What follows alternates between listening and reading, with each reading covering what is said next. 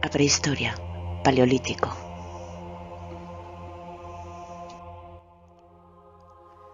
A historia da humanidade dividímola en prehistoria e historia. Esta iníciase coa aparición da escritura.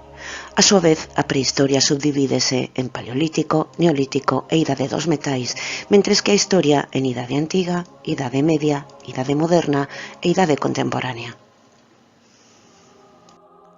Os métodos para reconstruir o pasado son diferentes para a prehistoria e a historia, xa que na primeira aínda non hai escritura. Como reconstruímos a historia? A aparición da escritura permite obter testemunhas directas do pasado que falan do seu presente.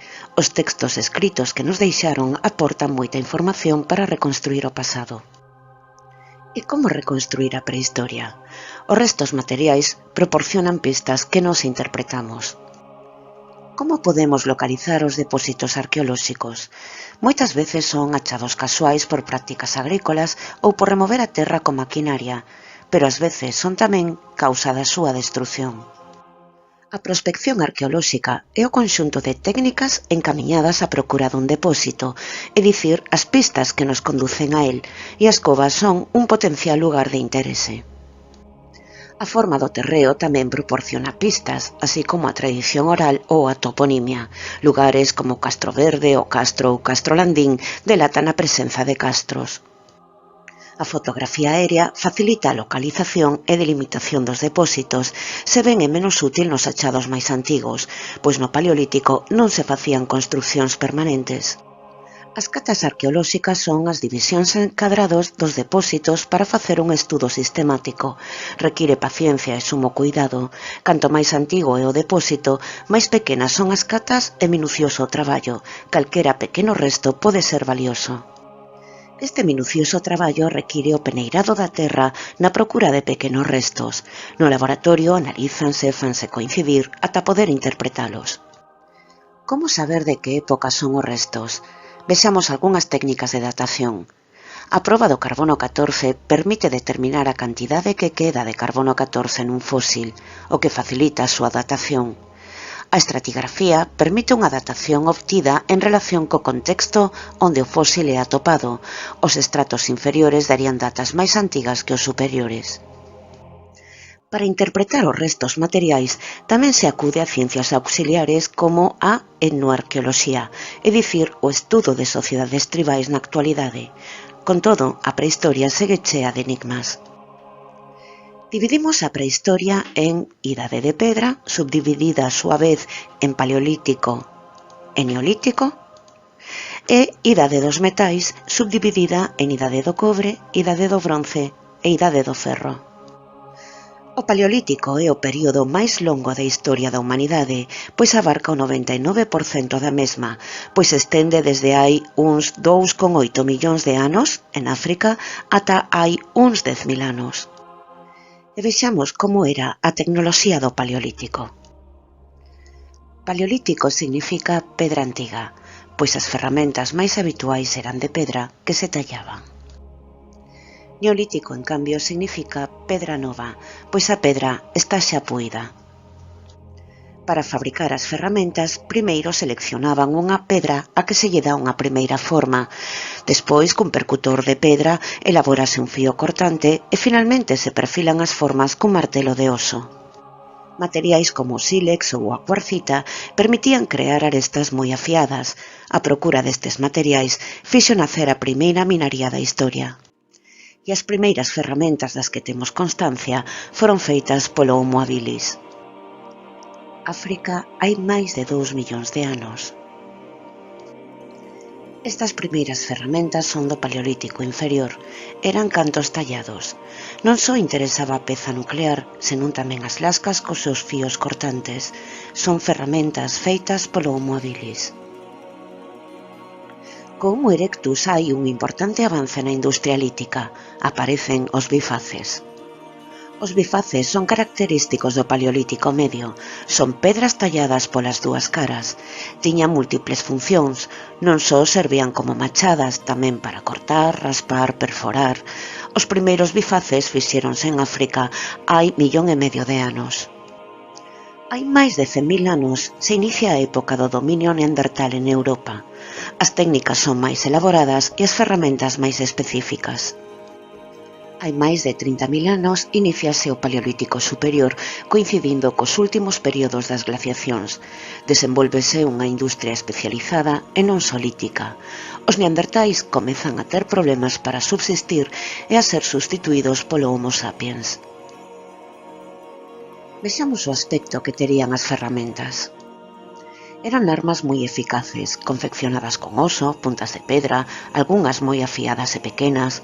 Para unilas ao soporte da madeira empregábanse cordas de fibras vexetais, tendóns ou peles. Os propulsores eran eficaces para a caza, permiten lanzar frechas a distancia e con máis forza. Podemos ter a falsa percepción de que ao longo do Paleolítico os avances foron lentos, pero o certo é que a tecnoloxía evolucionou moito. Obsérvese o grao de sofisticación que chegan a adquirir as armas, incluído o nivel artístico na talla das cabezas de asta nos extremos das armas, toda unha evidencia do valor que se lle daba a estas. O engadido estético convertías nun obxeto caro. Tiñan tamén un sentido estético persoal que levou ao emprego de diferentes adornos, feitos con cunchas, osos, dentes, pedriñas, ámbar. E tamén se pintaban con pigmentos o corpo e o rostro. Estamos vendo un exemplo de coquetería neandertal. Nace a música. Instrumentos de vento feitos en oso, como frautas, chifres ou silbatos.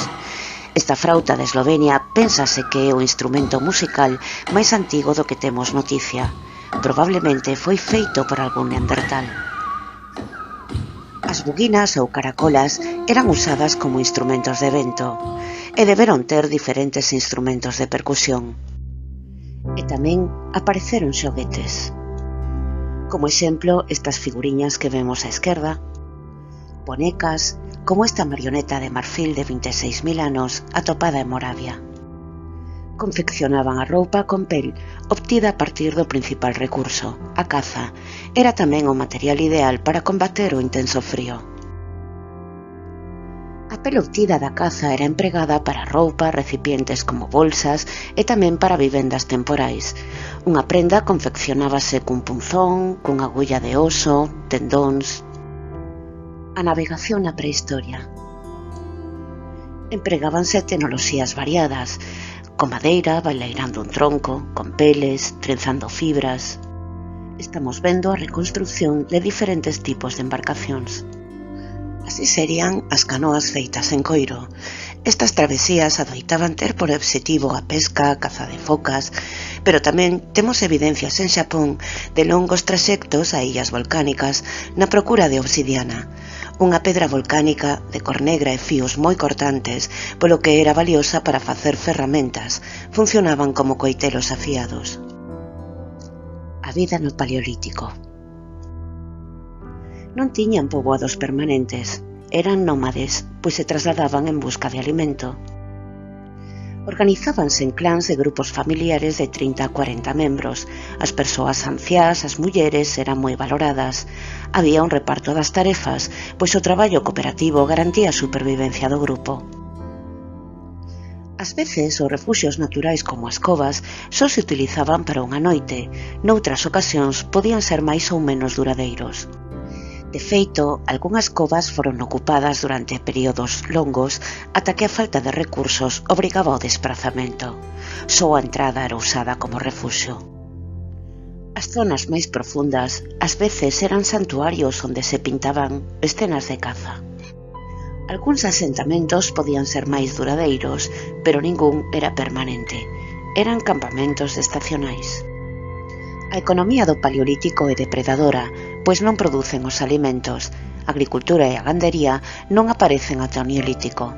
Viven do que a natureza ofrece, da caza, da pesca e da recolección de vexetais ou moluscos. Tubérculos e raíces que despois se asaban tiñan enorme peso na dieta paleolítica. O arpón foi a primeira ferramenta inventada para a pesca, antes que as redes. A punta do arpón era de oso, afiada e con púas. A pesca era un importante complemento á caza. Sen dúbida, o momento máis difícil para obter recursos era o inverno, o que os obrigaba a desplazarse. Pasado o inverno, cos ríos desconselados e a fauna en reproducción, a obtención de recursos era máis fácil. Ademais, os froitos silvestres comezaban a aparecer, o que contribuía a complementar a dieta. Pero, sen dúbida, a caza era a actividade que máis recursos proporcionaba. A caza non só aportaba alimentos, pois tamén se aproveitaban peles, osos, graxa, tendóns. A vexiga utilizábase de cantimplora, os tendóns de cordas, cos osos facíanse agullas, espátulas, adornos. Pero a caza era unha actividade de risco, polo que ían en grupo. Nela participaban todas as mulleres e homes que estaban en bo estado físico. Quen ía cazar xogábase ás veces a vida ou acababa con serias feridas. Competían con outros depredadores perigosos. Era unha dura loita pola supervivencia. O olor a sangue durante o despece atraía competidores, león das cavernas, dentes de sable. As comunidades de cazadores eran expertas en identificar as pegadas das posibles presas. Cando incorporen a lobos domesticados, terán un importante aliado para ter éxito. Cazar determinadas presas significaba permanecer ao sexo, en especial con presas rápidas, pero non sempre se obtiña éxito. A observación e entendemento dos costumes animais fan nacer diferentes estrategias de caza. Os propulsores eran ideais para presas rápidas como por exemplo os renos. E o lume era un poderoso aliado para acurralar a presa. Ás veces interviña un xamán ou xamana para ter éxito. Nunha expedición de caza, escóllese a presa que se ve con máis posibilidade de ser cazada. Perseguen a presa debilitada e ferida. Tamén empregaban trampas nas que os animais quedaban atrapados ou ben perseguían unha manada ata provocar que caera por precipicios. Claro que provocar a fuxida en animais de comportamento gregario ocasionaba matanzas masivas cando se vían acurralados, ata precipitarse ao baleiro e morrer despenados. Pero o problema deste sistema era que morrían moitas máis presas das que podían consumir, xerando un desaproveitamento de recursos e unha clara diminución dos mesmos. A fauna da idade do xeo estaba adaptada ao frío, polo que os animais acumulaban moita graxa para adaptarse a él, e o caso de grandes herbívoros como os mamuts. Por iso, cazar unha única presa proporcionaba recursos variados para moito tempo. Pero a caza do mamut exixía un esforzo colectivo e a posta en marcha de estrategias complexas.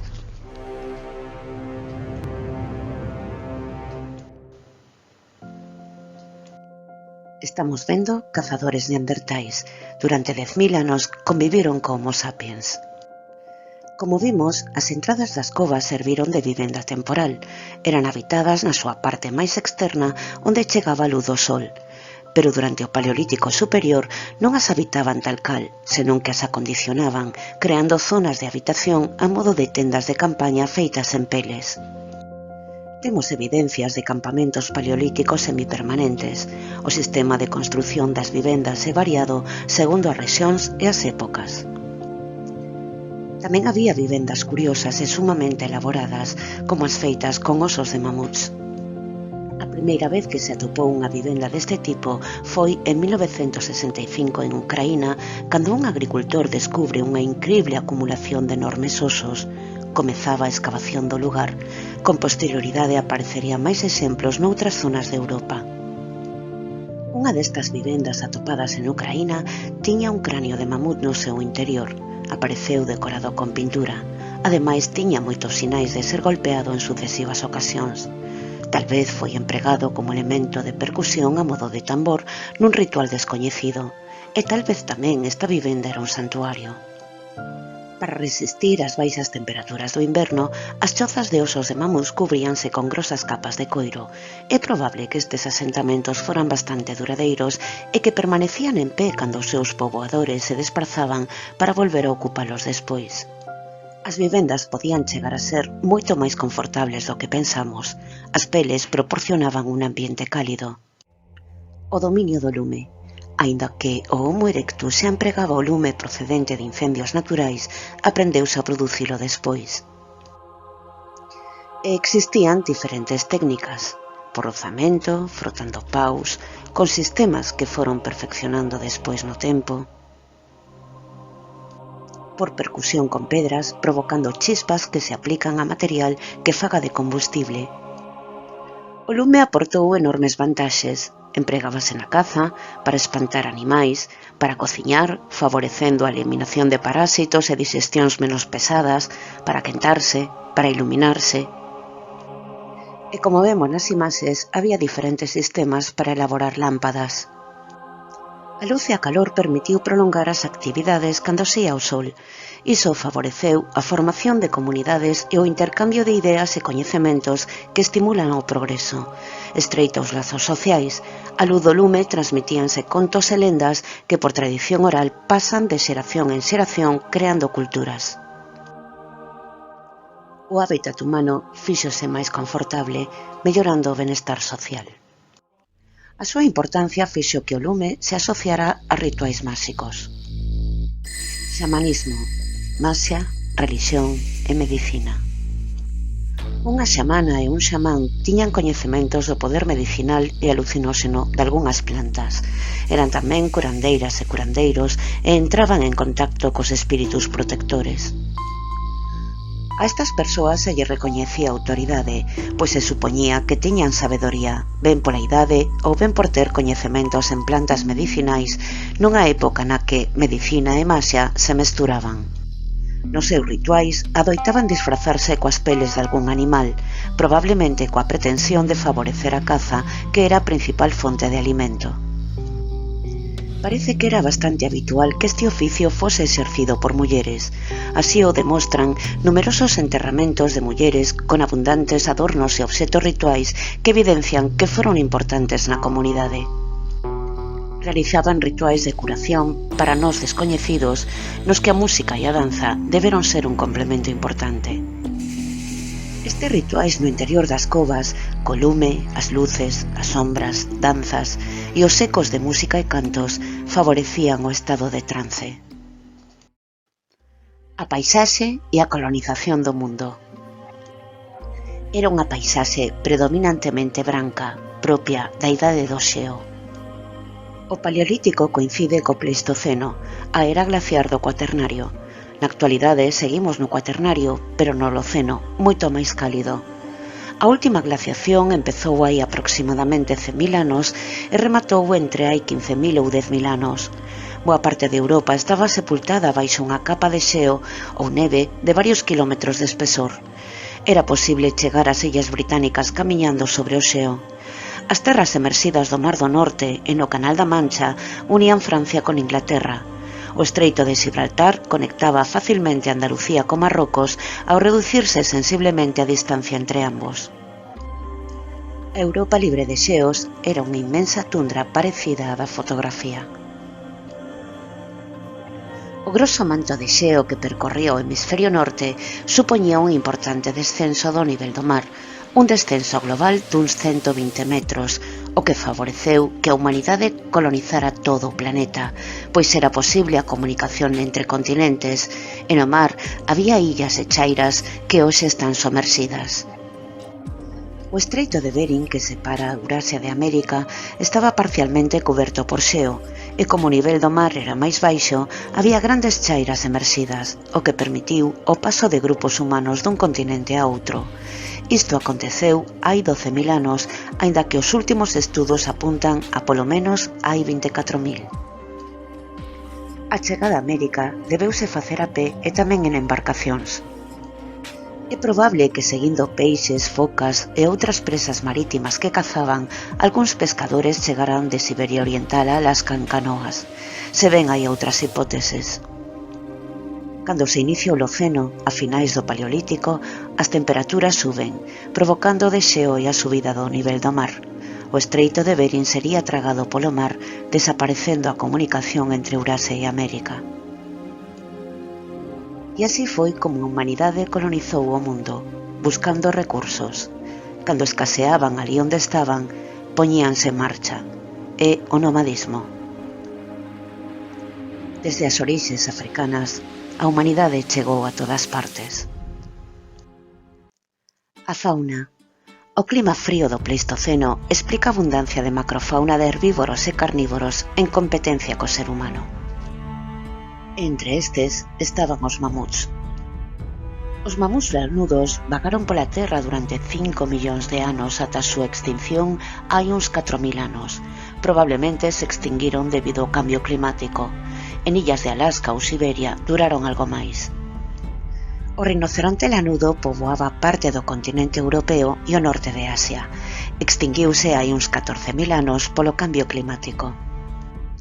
O oso das cavernas viviu en Eurasia durante o Pleistoceno tardío, desde hai 200.000 anos ata a súa extinción hai uns 25.000 anos. Pesaba entre 400 e 500 kilos. Sobre dúas patas acadaba os case 3 metros. A caza e o cambio climático provocaron a extinción do bisonte estepario. Están emparentados cos bisontes actuais, pero o bisonte estepario tiña maior tamaño e cornos máis grandes. O megaloceros ou cervo xigante foi o maior cérvido da historia. As súas astas medían ata 3,5 metros de punta a punta, superaba os 2 metros de altura. O león das cavernas foi un dos leóns máis grandes, cunha altura ata os ombreiros de máis de 1 metro e cunha longitude cabeza-corpo de uns 2 metros. Xunto co dentes de sable, debeu ser un serio perigo para a vida humana. Era tamén un gran depredador de grandes mamíferos. Empeza a extinguirse hai máis de 10.000 anos por acción humana. Ademais do león das cavernas, tamén existía a hiena das cavernas ou se extinta. Dentes de sable é un termo xenérico que engloba diferentes especies de carnívoros dotados de poderosos caninos. A súa potente musculatura do pescozo facilitaba o ataque a presas máis grandes. Antes da súa domesticación, o cabalo era un importante aporte de proteínas na dieta primitiva. Eran moi abundantes e nas pinturas rupestres están moi presentes. A finais do Paleolítico hai un notable descenso de cabalos, chegando a desaparecer en moitas zonas como en Norteamérica. Foron vítimas do cambio climático e, sobre todo, da sobreexplotación. Das súas representacións en covas, dedúcese que debeu haber diferentes razas. Canis lupus, o lobo, o ancestro do can. A súa facilidade para interpretar o contacto visual favorece a súa domesticación temperá. Foron capaces de intuir o afecto humano e reproducilo estudando a mirada e o ton da voz.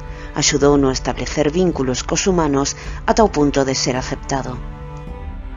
Se ben é certo que a domesticación de animais encamiñada ao nacemento da gandaría non chega tan neolítico, cada vez hai máis estudos que apuntan a que o lobo foi o primeiro animal domesticado xa en contextos paleolíticos. Probas da domesticación temperá do lobo son tumbas de hai 30.000 anos de humanos enterrados con lobos que deberon formar parte da comunidade humana con vínculos afectivos. Probablemente foi o propio lobo quen se achegou aos humanos atraído polo olor de comida ata acostumarse ao contacto visual. Seguramente acabaría sendo empregado como guardián, aliado na caza e como portador de carga. A curiosidade dos cachorros, tanto humanos como animais, xunto ao carácter social do lobo, propiciou o entendemento. Os cachorros de lobo capturados adaptaríanse con facilidade. A morte no Paleolítico. A esperanza de vida dificilmente superaba os 20 anos. Calquera contratempo podía causar a morte. A taxa de mortalidade infantil era moi elevada, entre un 30 e un 40% antes dos 15 anos. Os 5 primeiros anos de vida eran de alto risco, especialmente o primeiro ano de vida. Isto non quere dicir que non houbera persoas que superaran os 70 anos, pero eran poucas. O nacemento da relixión asociase á morte, pois aportaba o alivio necesario para superar ese momento. Os mortos eran honrados con rituais e nos enterramentos acompañábanse de obxetos e comida que nos fan pensar que crían nunha vida máis alá da morte. A despedida tras a morte dun membro do clán era un acto solemne. O enterramento ritual máis antigo do que temos noticia remontase a uns 400.000 anos, atopado na cima dos Osos en Atapuerca, Burgos. Aquí eran arroxeados os cadáveres dunha especie extinta do xénero Homo. Entre estes apareceu un bifaz de cuarcita vermella non característica da zona, o que o facía valioso e cun significado de ofrenda. En moitos enterramentos apareceu pole, o que indica a presenza de flores. Tamén era habitual o oquer vermello, así como a posición fetal en moitos cadáveres. Este é o enterro de 3 irmáns de entre 16 e 21 anos atopado en Dolní Bestonice na República Checa. Tiñan ocre na cabeza e estaban cubertos de madeira de abeto queimada que tal vez formou parte dunha estrutura funeraria. Morreron hai case 30.000 anos. En Sungir, Rusia, hai uns 34.000 anos, 2 nenos de entre 10 e 12 anos físicamente discapacitados foron enterrados cabeza con cabeza, xunto con decenas de milleiros de ofrendas de osos de animais. Aínda que discapacitados de nacemento, os coidados recibidos prolongaronlle a vida e foron mimados no enxoval. O nacemento da arte. A arte nace asociada a crenzas religiosas, pero tamén á creatividade humana como expresión da súa intelixencia. A arte rupestre ou parietal é a que se realiza sobre unha parede, de aí o nome de parietal, como pinturas ou grabados sobre paredes de rocha nas covas. A arte moble ou mobiliar é a que se pode transportar, como figuras, esculturas, ás veces eran ídolos con valor religioso. Hai obras dunha calidade incrible, o que significa que había grandes artistas e unha aposta comunitaria por sacar adiante estes proxectos. Tamén se detectan escolas, o que demostra o intercambio de ideas favorecido polo nomadismo. Así pois, a rexión franco-cantábrica ten moitas cousas en común. O traballo previo á creación artística era a elaboración de pigmentos, procedentes de minerais como óxido de ferro, carbón vegetal, arxilas, mesturábanse con graxa vegetal ou animal.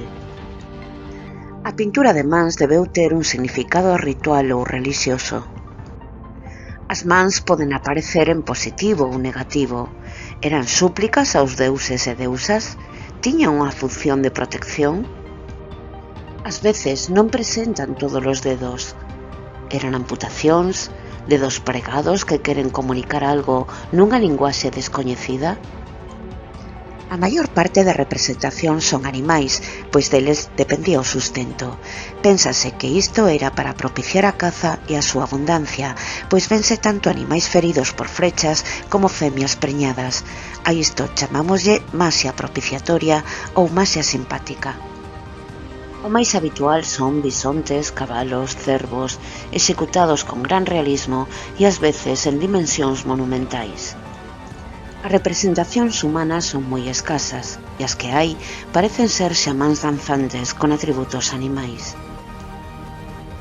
A cova de Altamira ofrece un dos mellores exemplos de arte rupestre paleolítica. Para representar os bisontes, aproveitáronse as protuberancias das rochas, o que incrementa o realismo. Son obras duns 17.000 anos de antigüedade.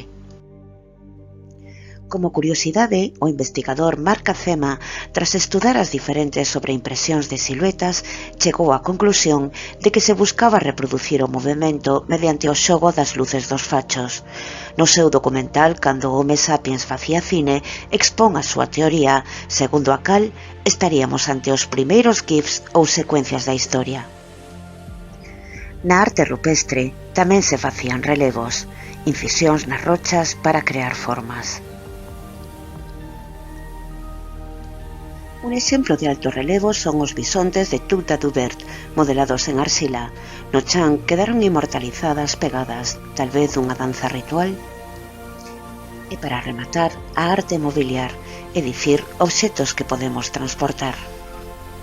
Deixáronos obras mestras como o bisonte de la Madeleine, que o fixo adaptou a forma hasta de reno, facendo que o bisonte xira a cabeza para lamber o lombo, ou estes renos nadadores de Bruniquel, feitos sobre dente de mamut e cunha antigüedade de 13.000 anos. Foron frecuentes as representacións das chamadas Venus paleolíticas, como a Venus de Willendorf, a Venus de Losel. Eran posibles símbolos de fertilidade, deusa nai, amuleto da abundancia. Aparecen cos órganos sexuais destacados e sen faccións no rostro. Algunhas Venus son moi esquemáticas, pero en todas elas hai características comúns. O rostro non interesa e destacanse peitos, caderas e órganos sexuais, o que invita a pensar que eran deusas da fertilidade. A reprodución garantía a supervivencia dos grupos humanos nunha época de alta mortalidade.